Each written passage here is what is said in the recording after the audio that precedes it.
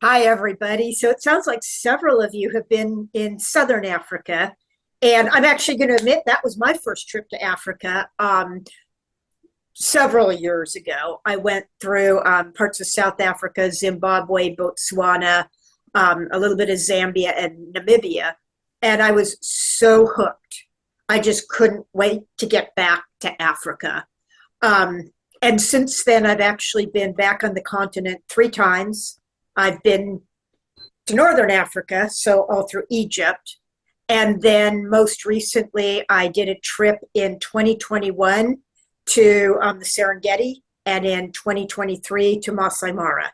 So in this presentation, I'm just going to talk about those last two trips because a lot of people who go to Africa are kind of torn between should I go to the Serengeti or should I go to the Masai Mara? And you've probably heard of those are probably two of the most famous national parks on the African continent. And so there's a lot of just arguments between guides, arguments between people on which one is better.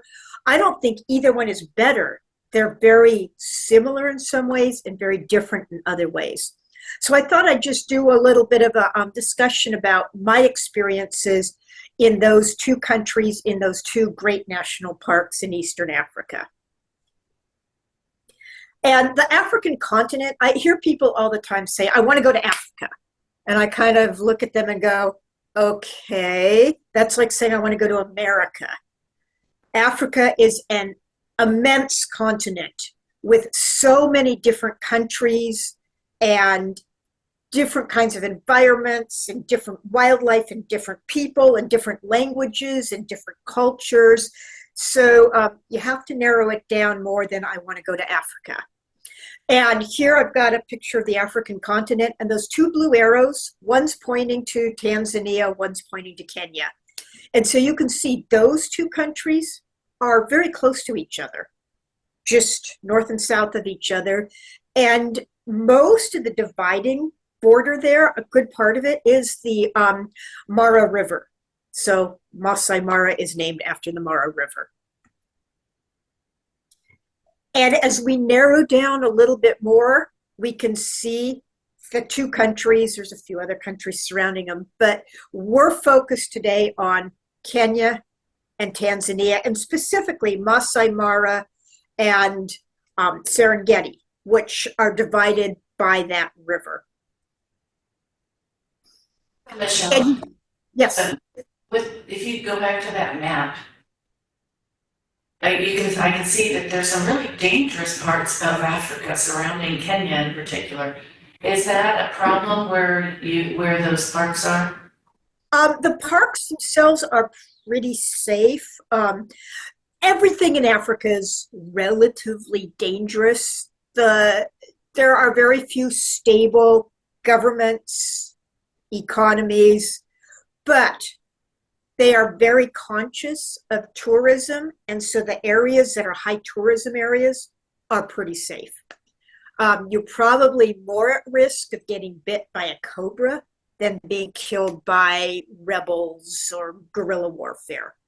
But if you start going out into some of the outer edges, it can get very dangerous. So I will talk a little bit about going with a guide because Africa's, in general, anytime you go into any kind of developing nation, it's better to have someone who can kind of tell you this is where it's safe, this is where it isn't safe.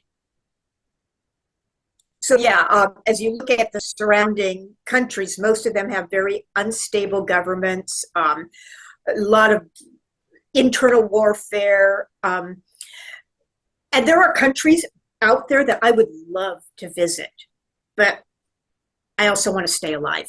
So we kind of look at them and go, like the Congo goes in and out of, is it safe to visit? And some years it is, some years it isn't. Sudan in general, probably don't want to go adventuring there. Rwanda goes back and forth between safe to visit and not safe to visit. So in Uganda, probably just want to stay away from it. But in general, in the tourism areas of Kenya and Tanzania, the government has made sure it's safe. I kind of like this map. I pulled these maps off of, I did Google searches on them because one of the things you hear about in both these countries is the Great Migration.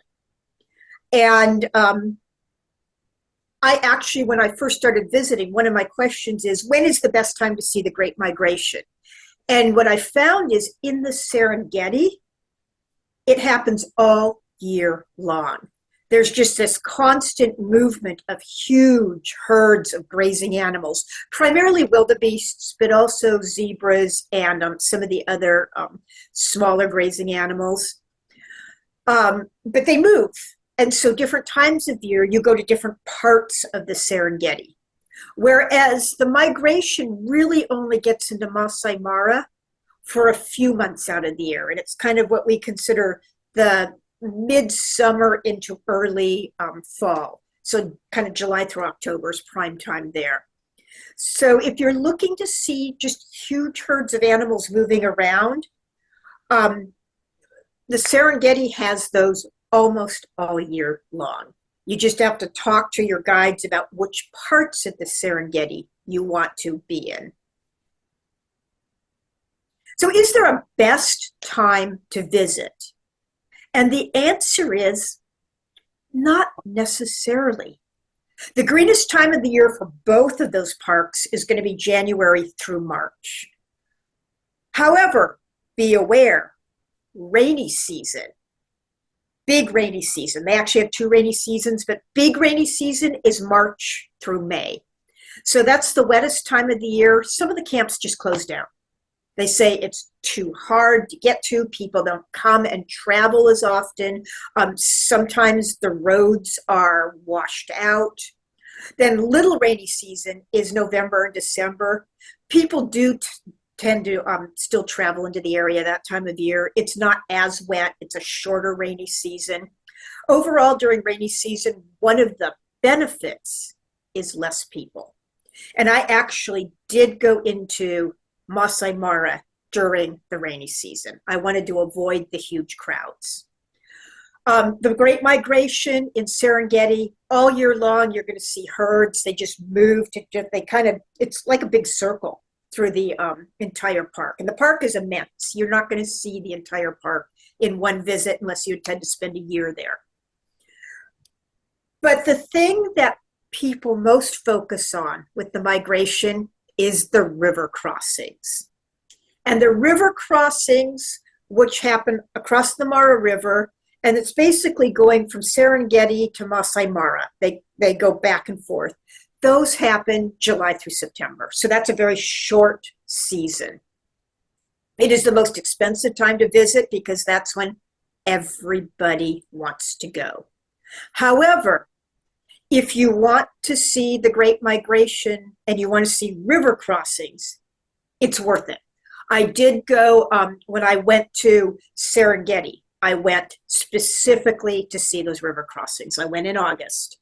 And it was life-changing. It's the most amazing natural thing I've ever seen. And I've seen some pretty amazing stuff, but that was just to see tens of thousands of animals crash down banks and across rivers, and they're tumbling over each other, and you're hearing it and you're seeing it, and there's animals dying and there's animals jumping on each other and there's water everywhere. There's nothing like it.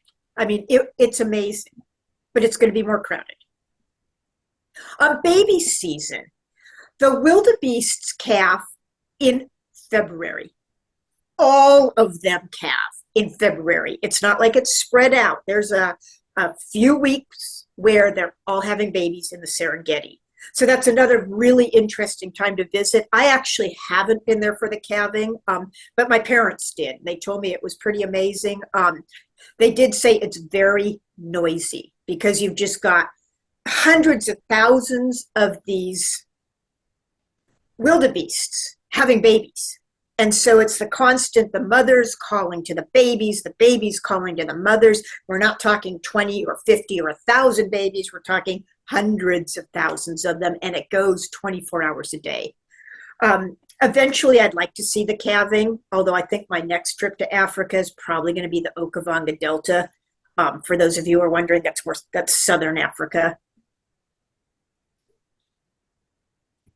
So if you're going to go for the river crossings, it is going to be more crowded. Prime times July and August, but there's a good chance of seeing them as early as June and as late as October. Uh-oh. What just happened? We can hear you okay. Okay, my laptop just did something very strange. Do you have it plugged in? I do have it plugged in. And it should be good. Yeah, I checked that ahead of time. So,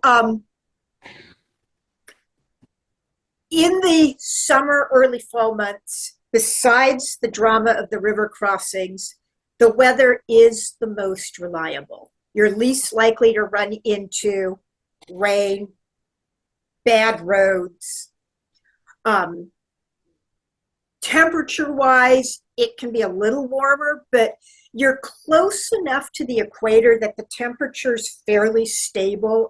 Winter, it's not that cold. Summer, it's warm, but it's not like as you move further north, like in Egypt, it was horrifically hot.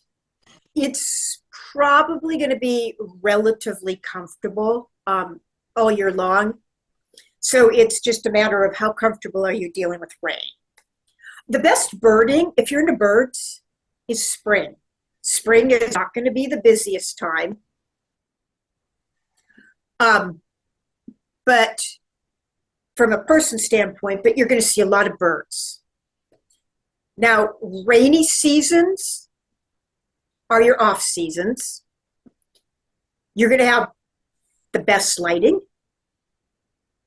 You're going to have the green of the spring. So instead of the dry grasses, you're going to actually have green grasses, dramatic skies. You'll see in some of my photos that there's just the billowing dark clouds, less people. And for me, that was a big reason to go in rainy season is I wanted to avoid the crowds. And it may be less expensive. So no matter what, it's not cheap to go to Africa, but some of the camps will discount when it's off season because they do want to stay full. However, be aware that it rains in rainy season. The roads are sometimes impassable. They may be muddy. Some camps just shut down. They say it's just not worth trying to stay open. The tall grasses can make it harder to photograph and spot animals. But when you do see them, it can be a lot more dramatic because it's green and it's beautiful. And of course, rainy season means it may be raining.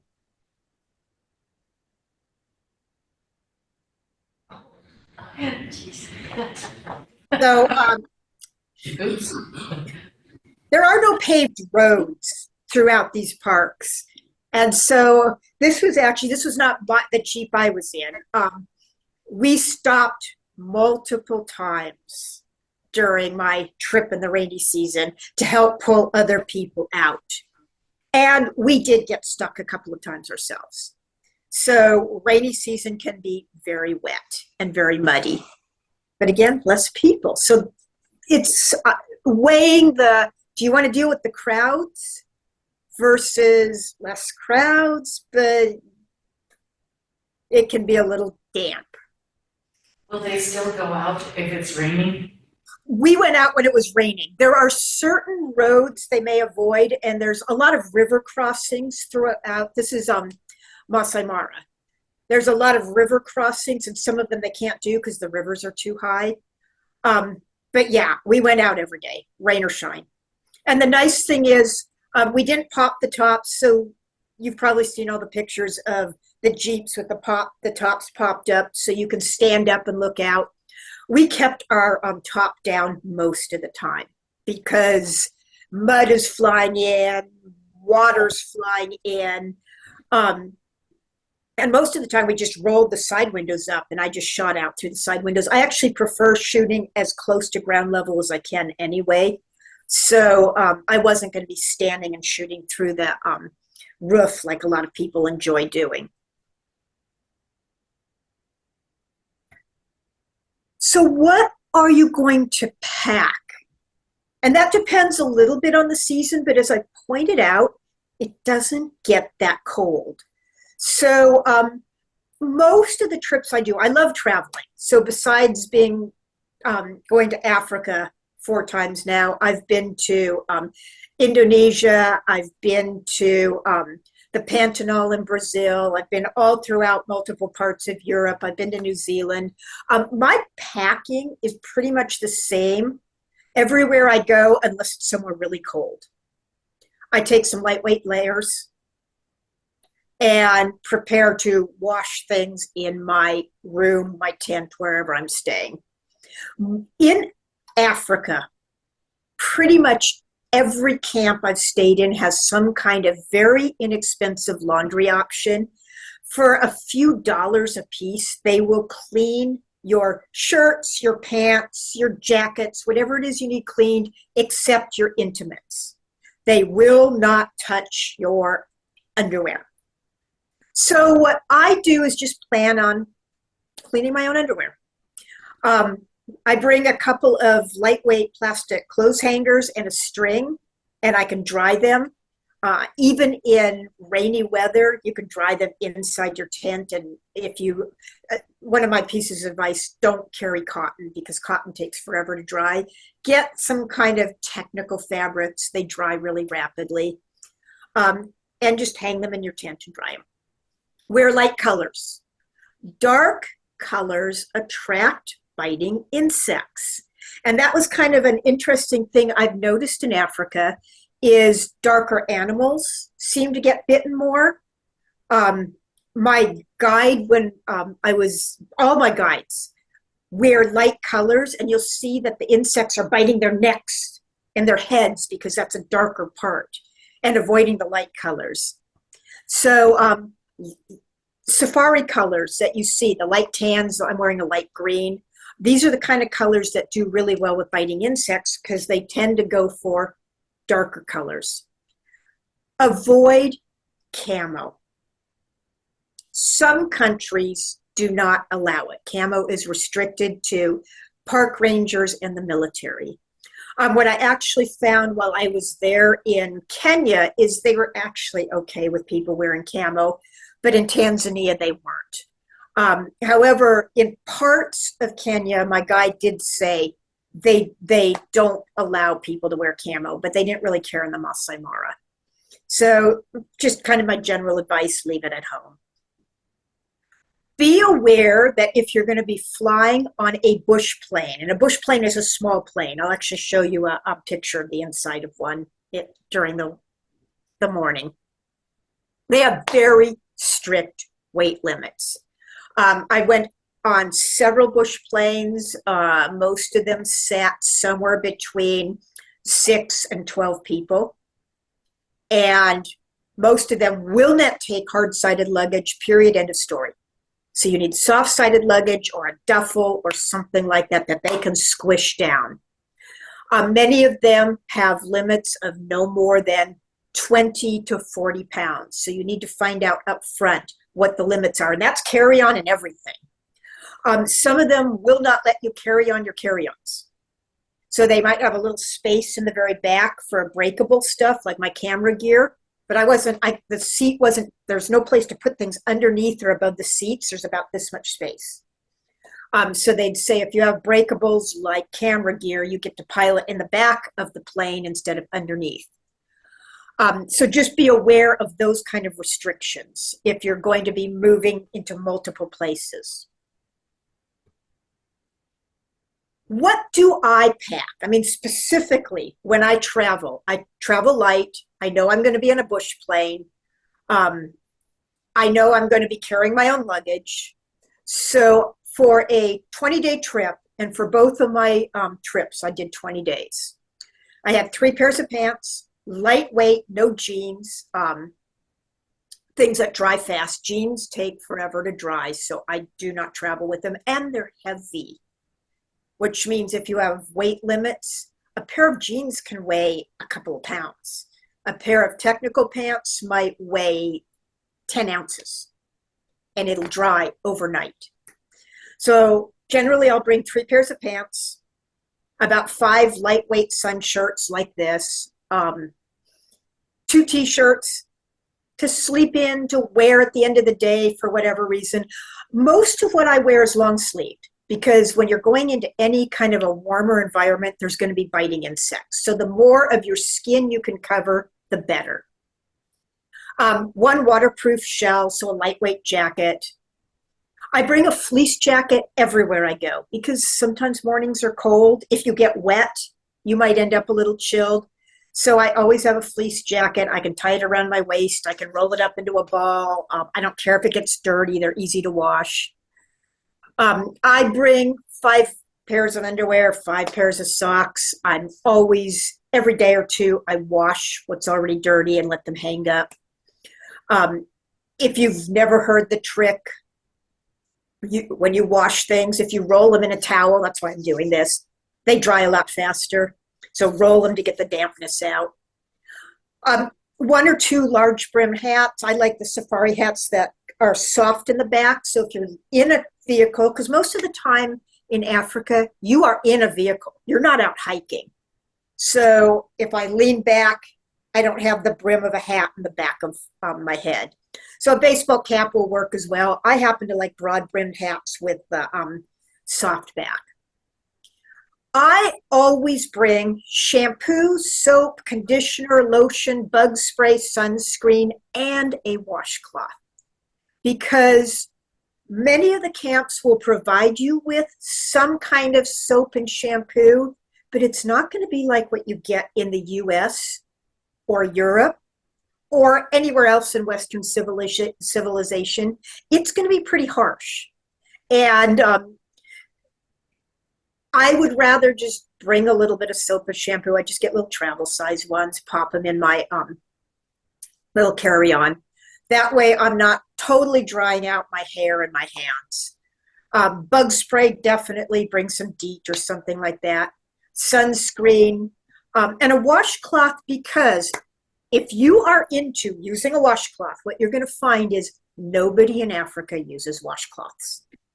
So it's not like you can even request one. They're not going to have them. So if it's something you like to have, bring one. I go to the dollar store and buy a couple of them and just bring them. And then at the end, I leave them at the last camp I'm in, and people, the staff there will use them. I bring a couple of plastic hangers for drying laundry and a string that I can tie up somewhere for hanging any larger laundry. I always bring a travel pillow. I just roll it up and shove it in my bag or tie it to my carry-on or to my backpack, because what I've found everywhere I've gone is the pillows are rock hard. And for some people, it's fine, but I end up with a headache. So I just bring myself a nice little travel pillow, roll it up, tie it up, and I like to just tie it to I carry a backpack. But like with my mom, when I travel with her, I'll tie it to her carry-on that she drags behind her. Are you talking blow-up kind of pillow? If that's comfortable for you, that would work as well. I like the ones that have like shredded memory foam in them because for me, they're very comfortable, and I can roll them really tight because the memory foam compacts. Thongs, flip-flops, something like that. I'm going to show you a picture of what the showers look like. I prefer to keep some kind of shoes on when I go into the shower because they're not super Hygienic. And you may be, a lot of times you're going to be staying in a tent. And if you have to get up and go to the bathroom in the middle of the night, it's good to have something on your feet because most of the camps are portable. So you're not walking on a finished floor. There could be bugs. I've heard stories of even sometimes snakes in tents. I haven't run into a snake, but I've run into biting ants. I've run into other kinds of bugs, stickers, all kinds of things. So I just keep it by my bed. And if I have to go to the bathroom in the middle of the night or when I'm taking a shower, I put my flip-flops on. I bring 2 pairs of closed-toed shoes for when I'm out and about. And then remember to bring your supplements, your medications, and at least 1 pair of sunglasses. Now, one thing I'm going to point out right now, if you've traveled to Europe, you know that if you forget something, there are stores everywhere. When you're traveling to Africa, there aren't. Once you leave the city and you're heading out to Masai Mara or Serengeti, there may be a couple of very small villages, and that's it. So don't think, oh, I can just buy it at the store, because you can't. So you need to be prepared. Then, of course, technology, electrical adapters. Every country in Africa generally uses the electrical system of the colonizing European country that originally did them in. So you're going to find some of them are going to be like the adapters you use in the UK. Some are going to be like the ones you use in Holland. Some are going to be like Portugal. And it really goes back to who originally colonized them. Electrical adapters are very inexpensive. You can actually buy there's like little cubes that you can buy that have like 10 different countries, and those will probably work just fine. I usually just buy 2 or 3 for the specific country I'm going to. Spare chargers and cables. Most of the camps you go into may not have electricity in your camp, in your specific tent, but they all have charging stations. So bring enough that you can charge things, leave them overnight at the charging stations, and then realize that you're going to be in a safari vehicle probably most of the day. Most vehicles now have USB chargers right in them. So I brought, every time we'd go out on safari, I had a battery charger and a cell phone charger. And I just kept my stuff plugged in the vehicle. Bring enough extra batteries so if you have to leave stuff plugged in at camp, you can still bring a few batteries with you. I can't tell you how many batteries to bring because it really depends on how much you're going to be photographing or videoing. I took, in both these trips, I took over 7,000 photos. So I was kind of going constantly. Cameras and binoculars, definitely bring them, bring both, or I have a big telephoto zoom lens, so I actually don't carry binoculars. I use my camera as my binocular, but most of the people I travel with bring binoculars or spotting scopes or something like that because you're in a vast area. Sometimes it's nice to see things far away, and you're helping to spot, your guide, the driver's helping to spot. And so if you see something far away, a lot of times you can say, hey, let's go over there and check that out. Cell phones. There may not be cell service out when you're out doing your safari, but they're still useful for cameras and for video. And I'm going to show you a couple of videos today. Both of them were done with cell phone. My mom doesn't own a camera. She only uses her cell phone, and she's gotten some great photos going to Africa. A couple of friends of mine just got back from Africa, and he took a real camera. She took just a cell phone. She actually had a couple of her cell phone photos blown up and framed. The great thing about cell phones, they're lightweight. You already own it. And some of the animals come in really close. So a cell phone can do really great for close-ups. And I actually use a cell phone for a lot of my scenery photos. So if I'm doing landscape, rather than try to switch to a different lens, which I don't want to do because it's really dusty out there, I just use my cell phone. And then for all the wildlife photos, I'm using my big telephoto lens. Oh, another little tip.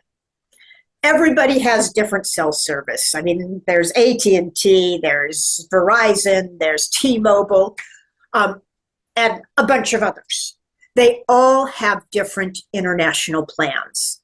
So I suggest you at least find out what international plans are offered and then decide whether it's worth it or not. I happen to have AT&T. They charge $10 a day. That adds up pretty quickly if you're out for 20 days. What I do is I just tell people,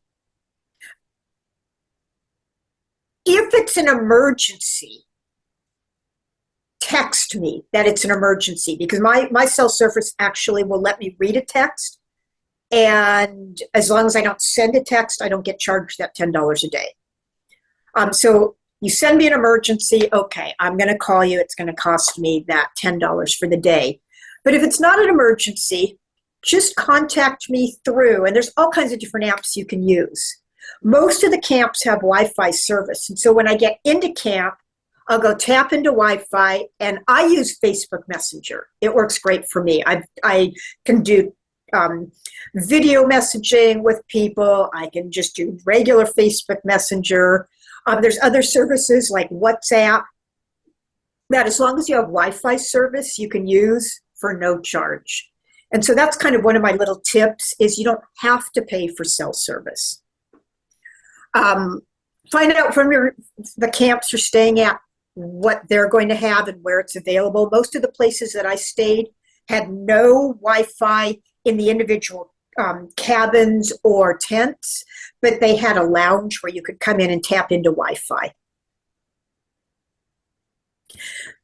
My favorite packing accessory. I should be getting a commission on these because I've told so many people about these now.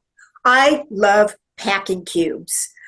There's several different brands out there. You don't have to pay any attention to the brand I'm using, but they're just soft cubes. They zip open, and they can keep even a duffel bag organized. I don't use duffel bags. I hate them, but I do know people that use them. In fact, my boyfriend uses one. This changed his life for traveling, because you can have one cube for socks, one cube for your other intimates, one cube for pants, one cube for shirts. And then the little one that you see is actually my toiletry bag, and it has a hanger on it. And so I can just pop open the cube and go, I know this is my pants, pull out a pair of pants, that's it. Then I zip it back closed. I don't have to pack and unpack every time we move. And anytime I pop open my little suitcase, it's like everything's right there. It's neat, it's organized. Hanging toiletry bag, it has a hook on it, because a lot of times in your little bathroom area, and I will show you what those bathroom areas look like, there may be no shelves or no sink space or anything. And so I can just hook it, and everything I need is right there. I just leave it open, and I can pull things out and put them back in. So that's just one of the tips that I use. And even when I go to developed countries, even when I go through Western Europe, I use packing cubes. I used to travel for work, and these things saved my life, because I was just going city to city to city, and I would just have, in that case, because I had to dress really professionally, I would just have my outfit for the day in one cube, and so I might have 3 or 4 cubes in there. I just pull out a cube and go, this is everything I'm wearing today. I don't have to think about it. Bring a flashlight. A lot of the places have very limited electricity. There's not actual electricity through most of these parks. So a lot of them run generators, and they usually have limited hours because fuel is expensive. So it's pretty common that they might have the electricity on from 8 to 10 in the morning and 6 to 10 at night, and that's it. And when you get up at 1 o'clock in the morning and you need to go to the bathroom, it's dark. There's no street lights, there's nothing. So I like to have a little flashlight that I can kind of pop it on, find my flip flops, scan the floor to make sure there's no snakes, go into the little bathroom area. I usually, before I go, a lot of their bathrooms are outside. They're attached but outside, and I will show you what that looks like. I'll zip open the door and I'll flash that flashlight outside to make sure there's no critters out there. So the flashlight is kind of it's a security blanket, and you're going to really appreciate having it. And then again, I mentioned a comfortable pillow. If you're picky about your pillows, my experience everywhere I went in Africa, and like I said, I've gone 3 different times, sub-Saharan Africa and once up to Egypt, not a single place had a comfortable pillow.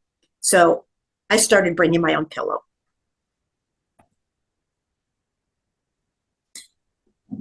So do you think you can do it yourself? I had a friend call me recently and say he would really like to go to Africa, but he couldn't afford a guide. And he said, I've been through parts of South America. I just backpacked and did it myself. And I said, you're probably not going to backpack through Africa.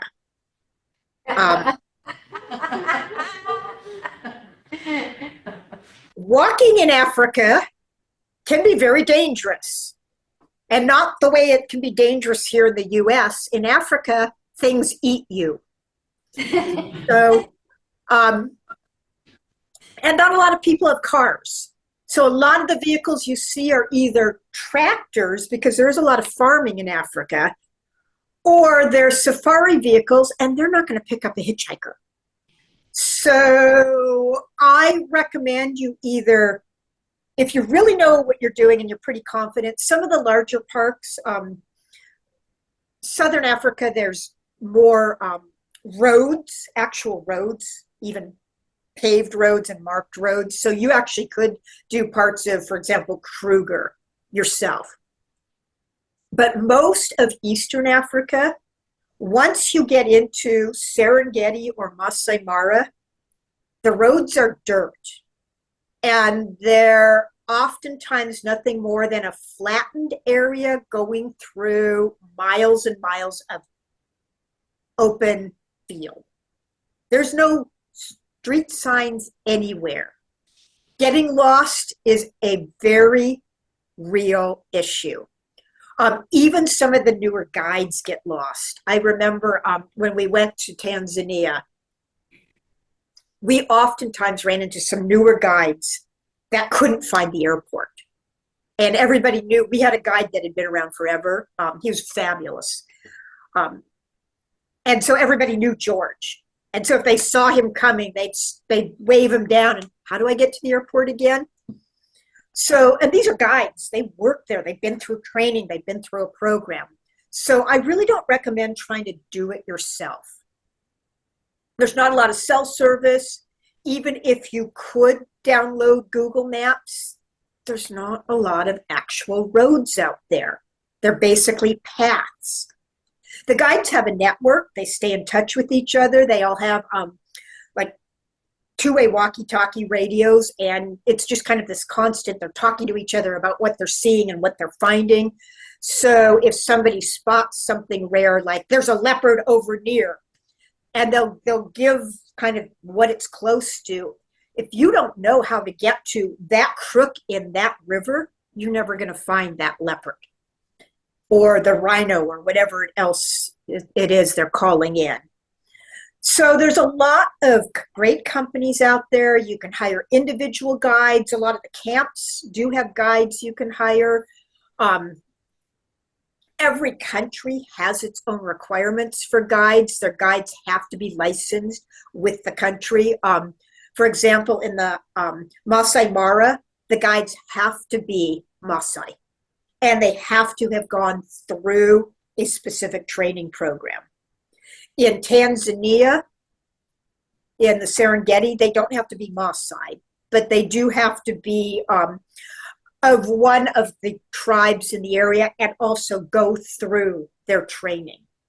So it's a good idea to get a guide. You know they've been through training, they know the area. Here's an example of a road. Can you see the little road? It's basically just two tire marks. There's no street signs anywhere. So if you don't know your way around, you're not going to find your way around. This is, by the way, Serengeti. So you can see there's a herd of wildebeest in the background. And then this is one of the roads. This is actually one of the easier to spot roads. Some of them we couldn't even see. We were kind of going, how do you know there's a road here? And the guide said, I just know. I've been doing this for decades. And then here's a road during rainy season. This is actually a road we traveled for 4 days straight in the Masai Mara. You can see it because it's wet, but you also see it's shooting off two, and there's actually three different directions. You can't see the third direction. So the roads are not well marked. If you don't know what you're doing, it's very easy to get lost.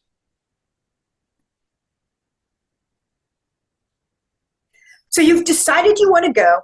You're starting to book a trip. Both countries do require entry visas. You don't have to buy them in advance. Both times I bought them in the airport when I arrived. So I got into Africa, Arusha or Nairobi airports, and just bought them right there. You need a passport with open pages. They don't like to stamp if there's already stamp on a page. So make sure you have at least a couple of clean pages. And almost every country requires your passport's good for at least 6 months. I always kind of joke about that. So, a passport is good for 10 years, but really it's only good for 9.5 years because you have to send away at least 6 months before it expires or nobody's going to let you in. Both countries will take U.S. currency, so you don't have to get their currency. However, be aware, they are only going to take newer, unripped, clean, smaller bills. So don't go in there with a $100 bill. Don't go in there with a $5 bill with a torn corner or that's been folded up multiple times so it starts getting creased. They won't take it. It has to look like it's freshly printed. When I go into any African country, I go to the bank and I will get small bills and I'll do it multiple times and I'll pick through the good ones and put those aside, and those are the ones I take. And then the other bills I'm just going to spend in the US. ATMs are scarce to non-existent. You'll find them in the airport. You may not find them much beyond that. Michelle? Yes. How much money do you advise bringing with you, cash-wise? Part of that depends on if you intend to shop or not. I always like to tip people. So I want to tip my guide. I'm going to count on probably taking at least $500 to tip my guide in cash. I like to tip at every single camp that I stay at. And it's usually, people usually leave somewhere around $3 to $5 a day for all the staff. And a lot of the camps actually will even have a place where you can just drop an envelope full of money. If I do a local guide, I like to give them $5 to $10 if they take me somewhere for a half day. And then if you're going to drink, a lot of the trips you sign up for, you're going to have to pay extra if you want alcohol. I'm not a big drinker, so I don't worry about alcohol. But like if I'm going with my dad, I've traveled with my dad several times. He likes to drink. He loves his ales. And so then we bring more money because he's going to drink. If you're going to shop, you need to count on that as well. And I'll talk about shopping when I talk about going to some of the villages. My last trip when I went to Masai Mara, I was not going to shop. I had told the guide up front. I said, I'm happy donating money to a local school, but I want to go just to see animals. So I really didn't count on shopping then. But in general, you want your guide tip. If you're going to have any laundry done, it's good to pay them cash. Most of these places aren't going to take credit cards. So anything that you're going to pay for, you have to pay cash.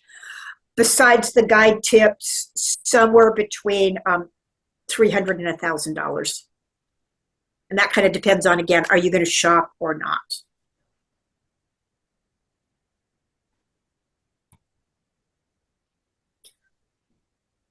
Vaccinations, one of my favorite topics. CDC, the Center for Disease Control, has a list of recommended and required vaccines for any country you're going to. It's kind of a cool website. You just go to, I've given you the link here, and you can just do a search, CDC travel vaccinations, and it'll pop up. You put in the country or countries you're going to, and it'll come up with the recommended and mandatory vaccines. Be aware these change regularly. So I'm not going to tell you what you need because it could change at any time. Malaria medication is recommended anytime you go to almost anywhere in Africa or Asia. That's just, those two countries do have malaria. Talk to your doctor. There's several different medications that you can take. I will tell you, not everybody does well on malaria medication. I'm one of those people. I don't sleep. I have horrific nightmares. So I don't take it. I douse myself in DEET. Luckily, mosquitoes don't like me. So I'm lucky that way.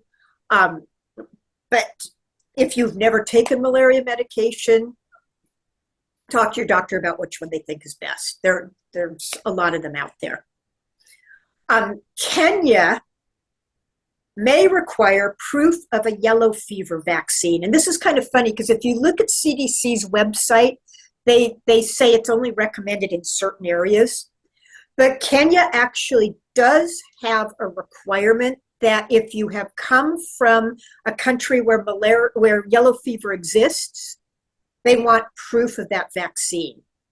Now, I didn't realize it, and a friend gave me a tip because she goes through Sri Lanka regularly.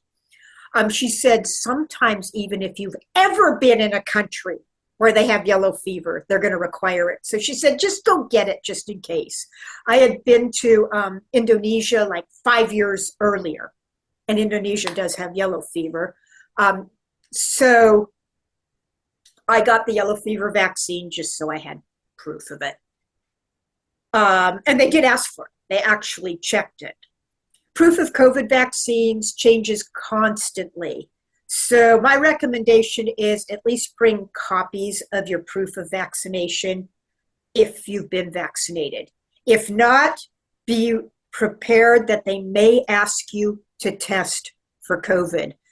When I went to Tanzania, this was kind of interesting. We went in 2020 or 2021. So COVID was still a real thing. I got tested, if I remember right, a total of 7 times on that trip.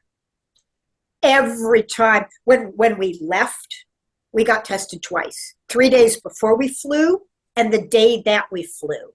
When we landed, we got tested again. On some of the bush planes, we got tested, and we got tested the day before we left to head back to the US. And again, when we entered the US. So I had been COVID tested. That's not really going on anymore, but some countries do require that you COVID test a certain number of days before flying if you don't have proof of vaccination. So that's just something to keep an eye on. And be aware, some vaccines are not readily available, such as yellow fever. So your doctor may not carry them, period, end of story. What I found I had to do is I started by, when my doctor said, that's not anything we'd ever carry. And there were a few others that I had problems getting hold of. I Contacted the county health department and they said, we don't carry that anymore. So I ended up finding a private company, and it's called Passport Health, that carries hard to find vaccines for international travel. So that's your backup plan if your health insurance won't, or your health provider won't carry that vaccine. There are some private companies out there. It's not cheap, but it is an option.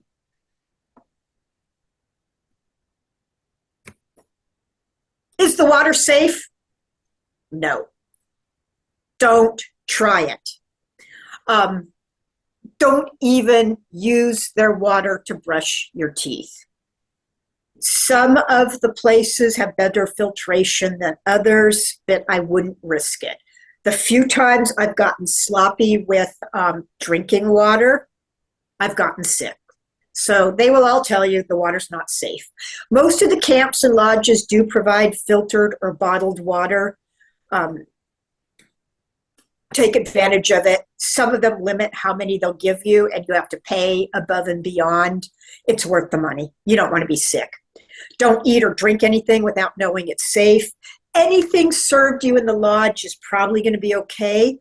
But if you go into a village or you go to a market, ask your guide before you eat anything. Be aware, most places don't have ice unless you're actually staying in a lodge. There's not a lot of lodges out there. Most of these are camps that are portable. Ice requires a lot of electricity, and they don't have that space or that electricity. So don't count on ice for your mixed drinks. Don't count on ice for anything. Speaking of electricity and Wi-Fi and running water, most of the camps are mobile. They can pick up and follow the animals. During the river crossings, they may even move multiple times just in a few-month period. During rainy season, they might be moving out of the wetter areas to higher ground. So they don't have permanent setups. They don't have water pipes. They don't have electrical lines. Most of them are using generators. The higher end ones might have their generators on 24 hours a day, but the mid-price and budget ones usually have limited hours. Some of them have Wi-Fi, some of them don't. Some of them have Wi-Fi a few hours a day. The Wi-Fi may not be great.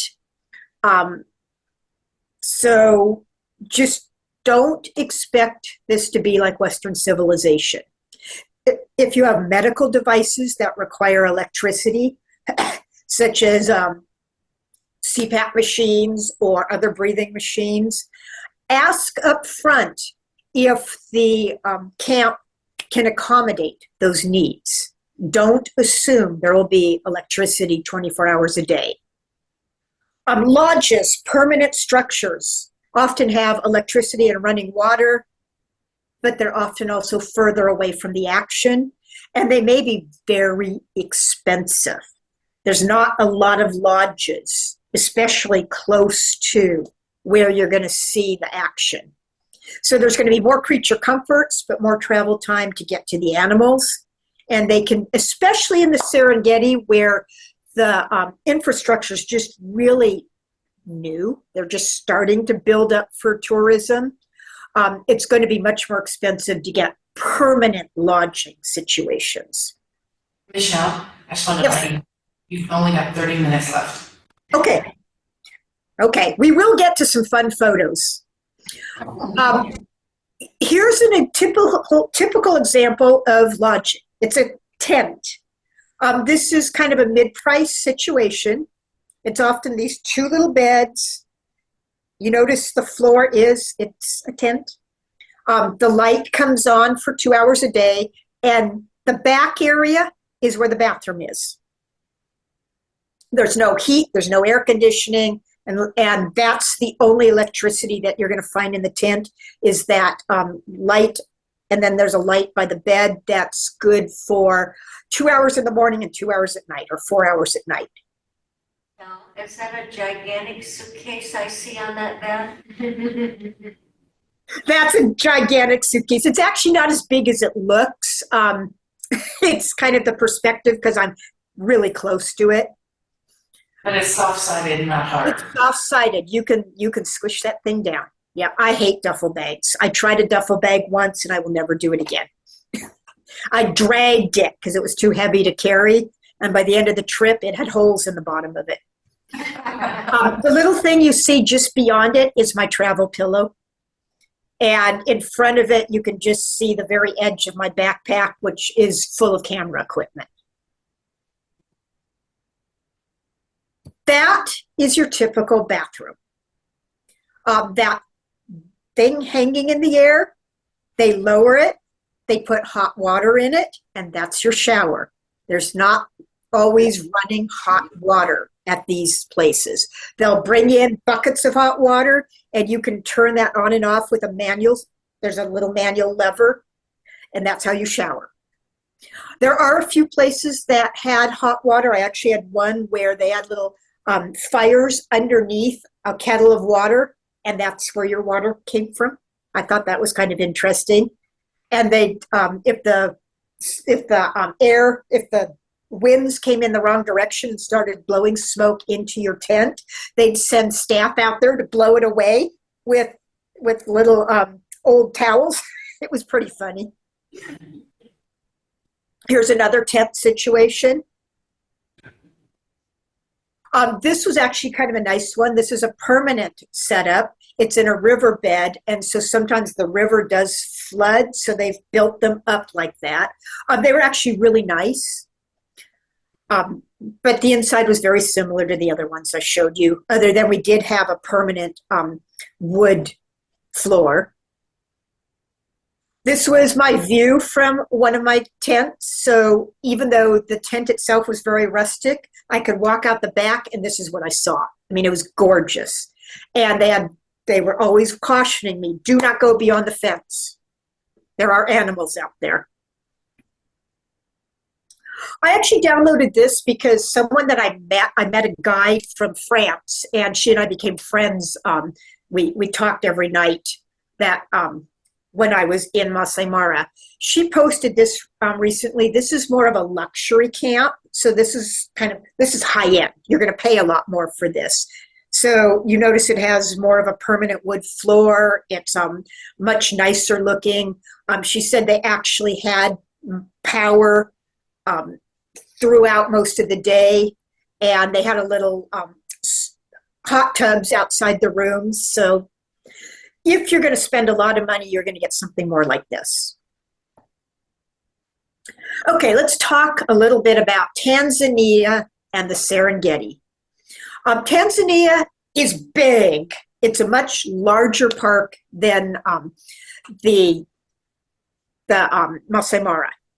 You might have to take bush planes to get around because it's thousands of miles, square miles.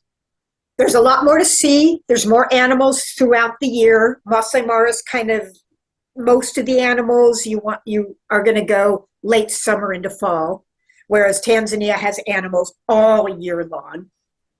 The animals act more like wild animals. That was one thing I really noticed in the Masai Mara, is it's so small and so many people come through it that the animals became very habituated to people. Whereas in the Serengeti, they were still more like wild animals, which means you're seeing more of the real thing, but they're also further away. The guides tend to know their area, but not the entire Serengeti. So there's a lot more networking that has to go on. There's less infrastructure. It's not as tourist oriented, but it is slowly improving. It's less crowded. And that was one of the really wonderful things about it. You still felt like you were out in the wide open, wild spaces. It's easier to avoid people. Although river crossings, either side of that river, the river crossings are going to be crowded. This is what a bush plane looks like. I am sitting in the front row. It's 3 seats across, one on one side, two on the other. And this one went, if I remember right, 4 rows back, so there were 12 seats. There's not a lot of protection for the pilot. If I wanted to hijack the plane, all I have to do is reach in and bonk him on the head. I mean, there's no door or anything. I'm literally shooting with my cell phone. So they're small. There's no heat. There's no air conditioning. But this is how you get around in the Serengeti. The Masai Mara in Kenya is a much smaller area. You can see it all. It's more crowded, a lot more people in a smaller space. The animals are more habituated to people. The guides really know the area. This is their home. They're all Masai. They know the area. They grew up in the area. They know the animals. The infrastructure is better. They've done more for tourism. They're used to handling tourists. There's actually lodges as well as camps. Their airport is more advanced and larger. You're more likely to have running water, electricity, and Wi-Fi. So it's a balancing act. What experience do you want? And you could do both. Be aware, Safari Land is rough. The roads are not paved. You're going to travel by Range Rover or Land Cruiser, and their Land Cruisers are not the luxury Land Cruisers we're used to. They are Toyota trucks that they've basically put seats in the back and a cover over them. There's very few public toilets, kind of the running joke. If you have to check the tires, that means you're getting out, going to the back of the truck and peeing.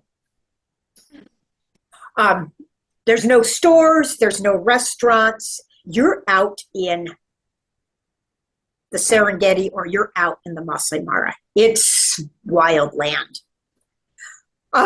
Be aware when you go with organized tours, a lot of them have a couple of hours in the morning, a couple of hours in the afternoon, and in between you're back at camp. What they'll tell you is there's less animal activity midday, especially in the heat, and that is true, but there's not much to do in camp. I did one tour like that, my first tour through Southern Africa, and it was like 4 or 5 hours a day sitting in a camp. You can't walk. It's not safe to walk. You have to stay within the confines of the camp. There's no Wi-Fi. You can read, you can nap, that's it. There's no shopping, there's nothing. So after that, I swore I was never going to do one of those trips again. And the last 2 that I did, I got my own guide and said, I want all day safaris, or I want to visit villages or something midday. If you want to nap, if you need a break, it is rough. So if you need that break and that nap, then the organized trips are set up for that. This is a Land Cruiser. So it's basically a modified truck. And a lot of times they do like to take you out at sunset. They call them sundowners. And sometimes you get to drink and watch the sunset over the savannah. And it can be beautiful like this. I mean, the sunsets in Africa can be amazing, unreal. And then this is me in one of the Land Cruisers. This was when I hired my own guide in Masai Mara. My Masai guide's in the front. I'm in the next seat back, and I just kind of shoot back and forth and shoot out either window. What about the people? Everybody always wants to know. And what I have found in both countries, they're warm and they're welcoming. They are very impoverished. So if poverty bothers you, be aware that everybody you run into, unless you're in a big city, is living in poverty. That's just the reality of African villages. I recommend, if you've never been, you visit a village. Get an idea of village life, visit some of the artisans, watch them at work, visit their markets, buy stuff from them, visit a school. The kids are also warm and welcoming, and they are so grateful to be in their schools. If you're going to visit a school, little tidbit, bring stuff for them. Stickers, markers, crayons, whatever you can find, colored paper, they have nothing. And so don't bring them candy. A lot of them have bad teeth anyway, so the last thing you want to do is add to that. But bring any kind of art supplies or little books or something for the kids. It's very heartwarming to do that. I really enjoyed the visits to the schools. It's just this last trip I just went, I want to see animals. Although I did go and see a few artisans. Here's an artisan in a village carving. They do a lot of carving wood and stone. This was a banana plantation. And so the village is in the middle of the plantation. They grow bananas. This was actually a small village. This is not a tourist-oriented village at all. This is actually a local Masai village. And I just thought this was hilarious that they had a hard rock cafe. Nothing like our hard rock cafes. It was very much tuned into their local people. This was a local market, not a tourist market. This is the kind of market that the villagers go to get clothing and things like that. And I'd actually, when I went to the Masai Mara, I didn't want to do a tourist thing, but I did want to see the village, his village market. I said, I want to see where your family lives. So he took me on market night. I was the only American there. The Masai are cattle herders. So in the Masai Mara, you are going to see cattle, sometimes vast herds of them. This is a sign of wealth to have cattle. You're less likely to see cattle in the Serengeti. It's much more protected, whereas the Masai Mara is still the Masai's land. So while you'll see wildlife, you will also see cattle. That hot air balloon I see there? And a hot air balloon, yes. Yes, because tourism is there. And so you can spend money to go out in the morning and do a hot air balloon up above the savannah. It's a really popular thing to do. So Tanzania, the Great Serengeti, the land that goes on forever. And that's actually what the Serengeti means. 5,700 square miles. One of the greatest concentrations of wildlife you will find in the entire world. It's got varied landscape, everything from the open savanna to the rocky kopis. So those are the big rock formations you see that people hope to find a lion on top of for that classic photo, to forests and rolling hills. There's a little bit of everything. There's less infrastructure. Lodging is usually either very expensive or pretty basic. You pretty much have to stay inside the park somewhere because it's so vast. It makes sense to go in through Ngoro Crater on your way in, and that is a very famous park where it's basically a volcanic crater, very protected. In fact, if you get caught there after dark, you risk being shot. But they have a lot of biodiversity in this crater. So other parks that are near the Serengeti include the crater Ngoro, Tarangire, Lake Minyara, which is a soda water lake, and Kilimanjaro. So those are all very famous parks that you could visit while you're in the area. I went in August for the river crossings. We hired a guide through a broker. So this broker, big company that has guides all over Africa. And you can basically pick your lodging level. Do you want high end, mid end, low end? Do you want to actually camp on the ground where you do your own tents? And they'll set you up with, they'll give you all these different choices and you just basically pick and choose what you want within your budget level. We went to Lake Minyara and Ngoro Crater, and then we went through 3 or 4 different locations in the Serengeti. You're more likely to see large herds of grazing animals in the Serengeti. They migrate all throughout the year, so pretty much any time of the year you're going to see animals. And this is just a short video clip of the wildebeest that are migrating. They're crossing the Mara River. And this was my goal for this trip. I wanted to see the river crossing, and we were lucky enough to see it 4 different times. So it goes on much longer than that. I just wanted to give you a little taste of it. Can you ask, I don't know, Michelle, if you can hear me? Yes. That was really glitchy for us. If you would be willing to turn off your camera and run that video again for us, so, like, it might work better. Okay, so stop video. Yeah, try it again that way. Nope, didn't help. Does it work? No, it's not helping. Oh, darn it. Oh, Okay. We can see it, we got can the see it. idea. Yeah. Try. Okay. It's pretty easy. Okay, now you can turn your video back on. Okay. Yeah, sometimes that helps if you turn it off. There we go. And this is kind of a wide angle view of what you might see. When you go to a river crossing, there's no guarantee you're going to see it. Sometimes the buffalo come down, they gather like this, and something scares them, and they leave. Or they just stand and stare, which can be very frustrating. And so what everybody does is backs way far off, watches, and sometimes you can sit for hours. And we did this several times. We just sat and sat and sat till it happened, or sometimes it didn't happen.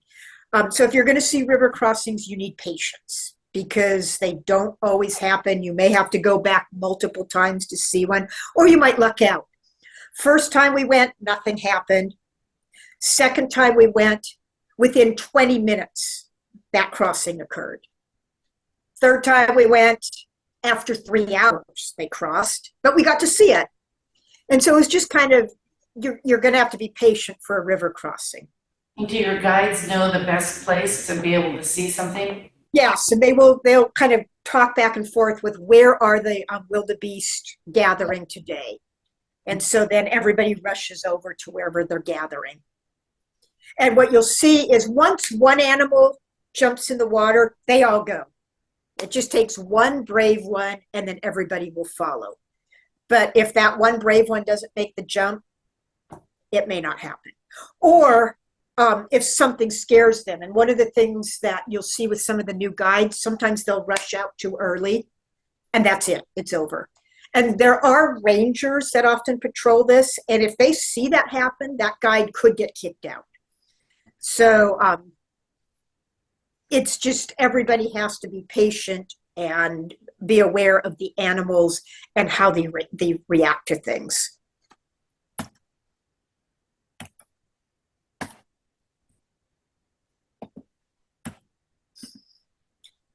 So here's some pictures of river crossings. Notice the crocodiles sitting back there.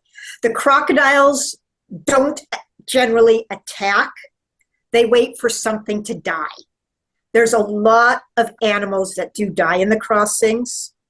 You can imagine just this mass of animals, and they're panicked and they're running into each other. They're slipping on the rocks. Animals break their legs, they break their necks. And so the crocodiles don't have to attack. In fact, they kind of get out of the way. They don't want to get trampled. And they just wait for something to get hurt and die. And sometimes once they get a little full, they wait till it gets bloated because they like it better that way. It's actually a little bit gruesome when you think about it, but it's also pretty amazing. Here, one of the things you can see if you look at this carefully, one of the wildebeest is almost sideways. So the rocks are wet and slippery. And so as they're coming up and down the rocks, this kind of thing happens. And that's usually a broken leg or a broken neck. So what that means is now you become crocodile fodder. And it's not just wildebeest. You'll see herds of zebras. And I happen to love zebras. They're beautiful. The stripes make for, I mean, it's hard to take a bad photo of zebras. The stripes just make them really elegant. We saw baby zebras even in that late. This was August. Even that late in the year, there were still youngsters. Groups of zebras. We didn't see the massive herds that you'll sometimes see on National Geographic, but we would sometimes see 30 or 40 of them, which is a pretty good sized group. Here's a young baby with the mother. And this little one actually gave us quite a little show, running around playing. And zebras are very social animals, so you'll see them grooming together, hanging out together, sometimes fighting, sometimes playing. And then this was on Lake Manyara. So this isn't actually the Serengeti, but it was kind of an interesting photo. It's not often you see a lake. You don't even think of lakes out there. And a giraffe. And then my favorite, there's a lot of different antelope ungulates, they're called antelope species. So everything from these huge ones to the smallest ones. The dik-dik is the smallest of the antelopes. They're about that big. And so that was my favorite one out of all of them. I actually wanted to take one home with me. I was trying to figure out how I could fit it in my suitcase. I thought it would be a really good pet. Actually, I wouldn't really do that, but the thought crossed my mind. I wonder how hard it would be to get one as a pet. We saw lots of families of baboons. That was one of the other big differences I noticed between Masai Mara versus the Serengeti. Both of them have baboons, but I saw huge families and interactions in the Serengeti, whereas I saw much smaller groups in the Masai Mara. You'll see hippos in almost every waterway, and fighting's a pretty common thing. The head hippo is sometimes called the harbor master, and everybody's always challenging that head hippo. So it's kind of fun to watch them. Hippos are one of the most dangerous animals in all of Africa. Everybody thinks of the lions, but the reality is hippos kill more people than any other animal. They're highly territorial. They knock over boats. They kill people that are out fishing in the waters. They come up on land. They're amazingly fast. So when I took photos, we were up on a bluff above the river, and my guide wouldn't even let me get out of the car even that high up because he said they will charge up the hills at people.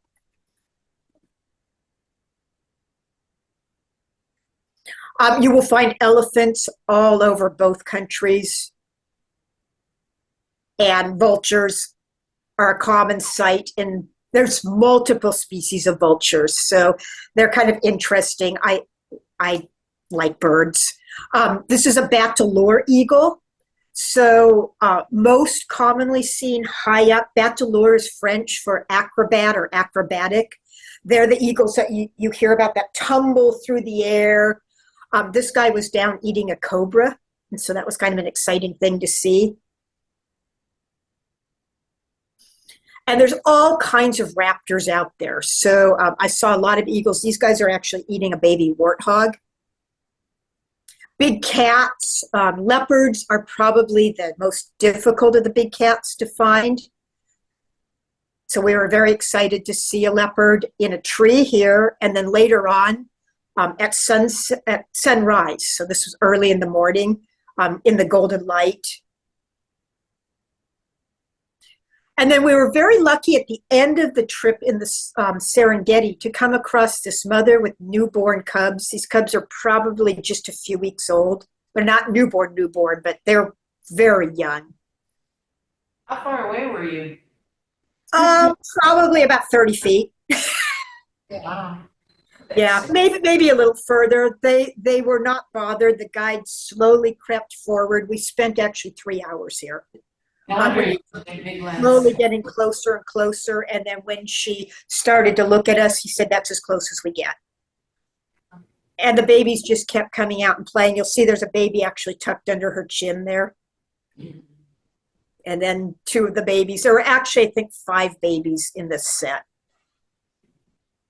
And they gave us quite a show. This was my last day in the Serengeti. This is your lion on a kopie that everybody wants to get the photo of. The lighting wasn't great, but I was still excited to get him. You'll find jackals. Where there's lions, there's usually jackals. The jackals are like little dogs. They're kind of like our coyotes. They will grab food and run. They know that that the lions will kill things, that it's an easy meal for them. We did spend a lot of time looking at birds on this trip because I actually went on this trip with my parents and my brother, and my mother's an avid birder. So you're going to see a few pictures of birds because half our trip was birding. Bee eaters, different kinds of bee eaters are very common. They're very small birds, usually brightly colored. And then one of my favorite birds was this black hornbill. And in this case, these are big ground birds. They're not threatened, but close to threatened. They're losing habitat rapidly. Here he is with a green mamba, so one of the most poisonous snakes you can find. They don't care. They're immune to the venom. Did you say that's a land bird? It's a hornbill. It's a land. Yeah, it's a walking bird. You seldom see them flying. They're big, heavy birds. There are smaller hornbills that fly, different types, but these guys seldom fly. They just walk around. And like I said, the black mamba, to put it in perspective, is probably about that long. So the bird's probably about 2.5 feet tall. The famous secretary bird with their long legs and their beautiful makeup. Spoonbills. And this one was kind of a funny one because they were fighting, and it looks like both of them have each other's head in their bills. And then sunset on the Serengeti with the elephants. So the Serengeti, for me, I enjoyed it more than the Masai Mara. I'm going to admit that. But the Masai Mara gave me a chance to see some of the animals I couldn't find at the Serengeti. It's mostly rolling savanna. There's some forested areas. It's much more compact. 583 square miles, so roughly 1/10 the size of the Serengeti. You're more likely to see rhino, and that was one of the big things I wanted to see. They're a rare sighting no matter what. There's no guarantee you'll see them. There are more lodging options, especially mid-range, because they're more focused on tourism. Other parks that are nearby include the Amboseli, the Meru, Lake Nakura, and Lake Navasha. I did go to Lake Navasha while I was there. I went in rainy season. I didn't want to get caught in the crowds. That's one of the things you hear about over and over in the Masai Mara is it's very crowded. I booked through a local photographer who had partnered with a Masai guide, and I booked a private guide. So it was just me and the guide. So I basically told him, this is what I am looking for. I want to see rhino and I want to see big cats. I want to see hunts and I want to see kills. That was my focus. I went to Lake Navasha as well, spent a couple of days there, and then 3 locations in the Masai Mara. And I saw kills. What is it that he caught?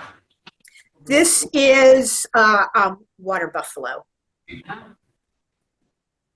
And hopefully it's not too jerky because you see the power in a male lion here. Huh.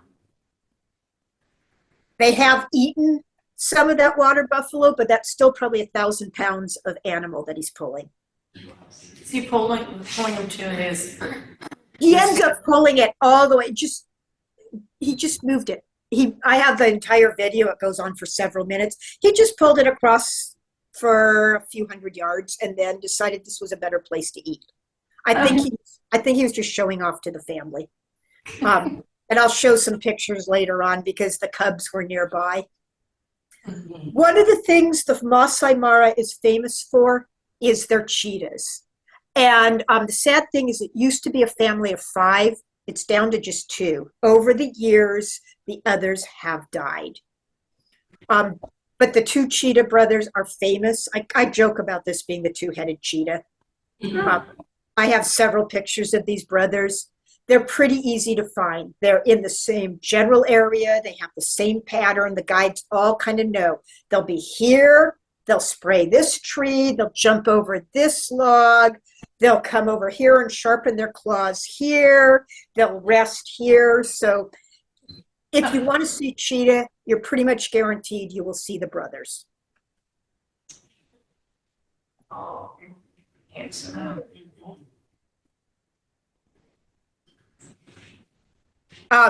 It's one of the larger lion prides in the world is in the Masai Mara. So you're going to see lions.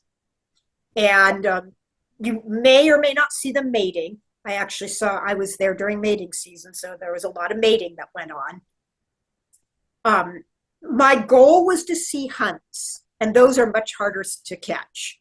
I was lucky to see the cheetahs a couple of times, chase but not make a kill. And then the lions several times chase, and one time I did see them actually make a kill. So this one was kind of funny because this is a young male.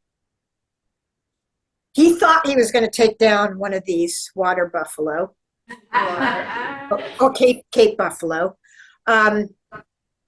He ended up getting chased off, and he was lucky not to get killed because the Cape buffalo will trample them. They will trample the cubs. They're extremely vicious animals. They are probably the second most deadly animal in Africa after the hippo. But then later on, I did see, this is a young female buffalo, get taken down. This is a lioness who's teaching, you see there's another set of claws underneath. She's teaching a young male lion how to hunt. And they did end up taking this young female down. Did they take them from the back? They take them from the back. Most often their goal is to attempt to break their back. And if they can't do that, they will actually rip out their jugular, or in this case, they managed to get her down, and then the female got hold of her muzzle and suffocated her. Oh. I have pictures of it. I didn't show it because it is pretty gruesome. And it went on for probably 15 minutes. It was pretty amazing to see. So again, I saw a lot of eating and killing in the Masai Mara. Oh. And a lot of lions dragging remains around, mostly just to show off their power.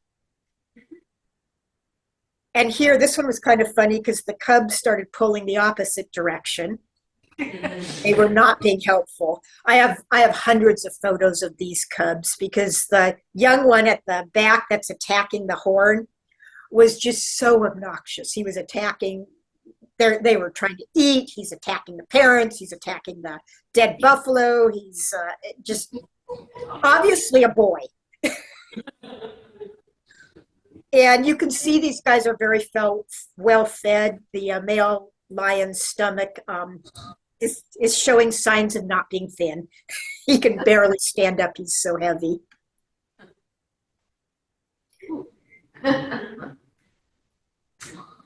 So again, because there's several prides, including a very large pride, it was very easy to find lions in the Masai Mara. Young ones, adults. Here's our obnoxious child again. Seeing them play, it was just, here's part of the pride. I think there's over 20 cats in this pride. And then there is a fairly regular female leopard. Leopards are rare to find anywhere in Africa, but because the Masai Mara is pretty small and compact, it's easier to find this specific female, and so I do have several photos of her. She dragged the antelope up there? So the leopards drag their kill into the tree, so the lions can't steal it. Oh. So that's pretty regularly where you're going to find them eating, because otherwise, if they're on the ground, the leopards are much smaller than the lions, and the lions come and steal their food. So I saw her multiple times. It's just pretty much all the same female jaguar over and over. And then this is actually a different one, which you can tell because her ears are notched differently. I was lucky to have this one. There were just two guides and two photographers, and we had her all to ourselves for an entire morning. It was kind of funny because we had just gotten stuck in the mud. And because we got stuck in the mud and this other guide came and helped us, our timing was perfect to catch her. And we all joked about, the good deed of helping us get out of the mud meant we got a leopard all to ourselves. Michelle, did you just see the sign that came up saying you have 10 minutes before it cancels? 10 minutes. We're getting close to done. Another cat you might see is the serval. And I actually saw these both in the Serengeti and in the Masai Mara. They are small cats. They are leggy, not much bigger in the body than a house cat, but quite a bit taller because they have very long legs. Oh. So I was kind of excited to see them both places. They're most likely to be seen early morning or very end of the day. These are hyena pups. Hyenas are these interesting animals. They're not dogs, they're not cats, they're something in between.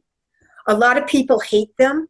They're actually very intelligent. They have very complex societies. So they're interesting animals to watch. And these are pups, so they're young, very young. This is an adult hyena. They will hunt, but they are also scavengers. So you'll find them oftentimes near lions looking for leftover food. Do they come up to the lodges and steal food? They don't come into the lodges and steal food. They don't like people, but you will sometimes hear them nearby. And sometimes when the lodges move, if they leave anything behind, the hyenas will clean it out. And then this was a really fun thing. These are two very young elephants. One of them is really young, and the other one's probably a couple months older. And they were just, you can see how high the grass is. This baby elephant's probably 3.5 feet tall, and the grass is about 3.5 feet tall. So that is one of the downsides of the rainy season. It's everything, the foliage is very healthy. The upside is you are going to see a lot more animals and a lot less people. And then an adult elephant. And because the grass is so tall and healthy, the elephants are just gorging themselves. This was a baby giraffe that we saw. And again, you see how green it is because it's rainy season. And then the antelopes, there's so many different types of antelopes out there. And in springtime especially, there's a lot of fighting that goes on.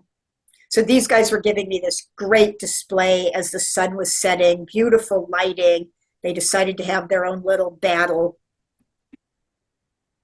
Oh. And I was lucky enough to see rhinos 3 different times in the Masai Mara. I never saw them in Serengeti. I saw one in my entire trip when I went through southern Africa, and it was at a long distance. So Masai Mara is your best bet. There's a wooded area, and the rhinos are most likely to be in or near the woods. This was very early morning, and he burst out from a wooded area, ran across a field into another wooded area. So I had this wide open area to shoot photos of him running, which was kind of fun. And then I was really thrilled. I love birds, and these are saddleback storks. I was really excited to see a pair of them. They bathed, they flirted, we spent 3 hours there. My guide is actually starting to get bored, but it was so fun watching them interact. The male bathed, the female bathed, they interacted, they spread their wings to dry, they did a little hunting. I mean, it was just kind of a fun morning for me. And then herons and egrets herons are my favorite of all the birds. So I was thrilled to get photos of some herons. These guys are very common. throughout the Serengeti. Anywhere near water, you're probably going to see them. And then weaver birds are also very common throughout much of the world, actually. It's funny, I saw them in South America as well. And I should have done a video because this was actually fun to watch. The males weave nests and they're so fast. They grab these big long things and just boom, boom, boom, boom, boom, and they weave so fast you can barely see them moving. And then no trip to Africa would be complete without at least mentioning the starlings. This is I think it's called the magnificent starling. They have a lot of different starlings. Starlings are found all throughout the world in different colors and types. This guy has so many bugs in his mouth, you can barely count them. It was obviously a very good morning for him. So you're going to see them everywhere. I can remember getting off the airplane and seeing them and going, oh my God, I need my camera. And everybody going, don't worry about it. You're going to see them everywhere. So I think I'm a little late. Thank you for traveling along with me. I want to just point out real quickly, the artisans do beautiful work. This is a hand-carved, hand-dyed mask made from wood. This is a stone zebra that was hand-carved and then they burned in stripes. This is a stone sculpture that I got from an artisan that I love it. It's a family, and he calls it family. I have a lot of different things that I've bought over the years. This is a wood bowl of a zebra drinking, and they use dyes and burn the stripes and patterns in, and it's just, their work they do is beautiful. Their prices are inexpensive. One reason I do bring a larger than normal suitcase is I do like to bring things back, support the local artisans, and have something to show for the trip. So thank you so much. Sorry, I think I'm like 10 minutes over. If I don't travel out of the country a lot, but if I do, I post pictures, and in between I do wildlife photos all the time. So if you're interested in following me, here's my Facebook page. Any questions, comments? Thank you. Language. Thank you so much. And I should mention to everybody that if you do have any questions that come up in your mind afterwards, if you go back on our website to the course page, she has an email button on that you can click on that and send an email. Great. Bob? What about language? Oh, what language? Almost everybody is taught English in the schools. And at this point, most of the children go through school. To become a guide, they have to speak English. But what I found is even in the villages, a lot of the people speak English. The accents are sometimes hard to understand, but you can go in there speaking English and get along just fine. Any other questions? Thank you so much. Thank you very much. Thank you. Till next time. Till next time. Yeah, maybe next